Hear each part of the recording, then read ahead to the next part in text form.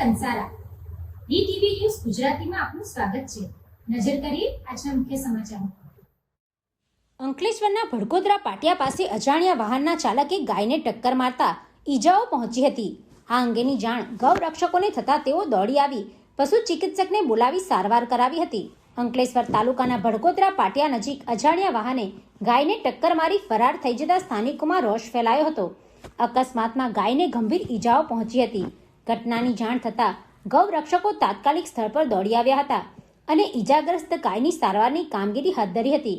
ગૌરક્ષકોએ તરત જ પશુ ચિકિત્સકને સ્થળ પર બોલાવી સારવારની તજવીજ કરી હતી। સ્થાનિકોના જણાવ્યા મુજબ વાહન ચાલક અકસ્માત સર્જ્યા બાદ કોઈપણ મદદ કર્યા વિના સ્થળ પરથી ફરાર થઈ ગયો હતો।